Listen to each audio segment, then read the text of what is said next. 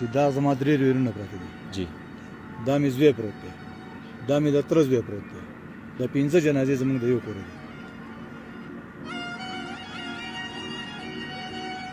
دا 15 جنازې هغه نور خو یو طرف ته هر څه یو طرف ته دا 15 وړه جنازې نه مور لیدلې نه خور لیدلې نه ترور لیدلې نه بل یو خپل لیدلې مونږ دونه مجبور یو چې زمونږ 24 غنټې 30 غنټې مونږ خپل مړي ته به انتظار کوو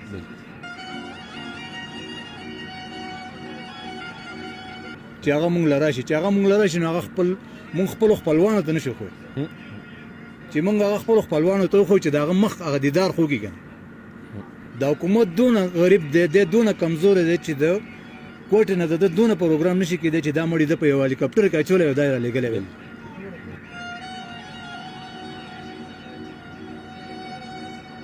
زما سره هغه مشر ولاړ چې تاسو دا مخکې قبرونه اینئ چې د دیو پکې هم یو زوی چې دی نو هغه د کولې په درنګ کې شهید شوی او دلته یې سپارلی دی تره درد ډېر ګران دی او دا د بیانولو قابل نه دی خو دا تپوس به رانه وکړمه چې د خپل زړه به څه پر یاد وکړي اعوذ بالله من الشیطان الرجیم بسم الله الرحمن الرحیم ذاکر وایي زه ستا ډېره شکریه ادا کوم چې ته راغلې بره د دې غره سر له روخته زه ستا د دې خبرې ډېر شکرګزار یم مین خبره دا ده جوړه پیټه وي چې پیټه هغه ټولې وړي شي د مونږ او رسول کو ذکر دی قبرون ته د حکومت دونه کمزور دی د دونه مطلب دی دغه نشته په دانسر کې یو بس اکسیډنټ شو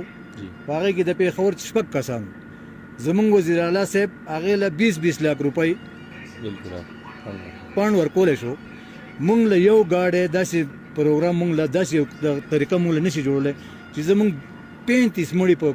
کولې پکان کې پراته دي دا غي درويستو انکام نشته دا غي دراوړو انکام دا موږ ته په 35 غنټو کې 25 غنټو کې موږ ته ملایي کوچ په چت باندې د پلان کوچ په چت باندې هغه موږ لرازي تاسو ورشه د نور ملکونو حالات زده کوي چې په د نور ملکونو کې څه حالات چې اکسیډنټ شي هغه هلیکاپټر په روډ کوزيږي او دا غو لاشونه پورته کوي دا غو مریضان پورته کوي هسپتال ته رسېږي بالکل زمونږ دلته موږ ته مړي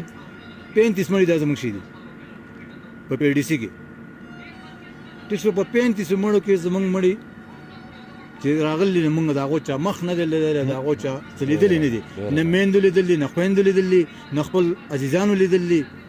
نه خپل پردي لیدل دونه د کمزوري د حکومت دونه چې مطلب د طریقه نشي کولای د یو غور نشي کولای چې یو هلیکاپټر ورکړ دلته خو بدل لیدلی دی خبره بالکل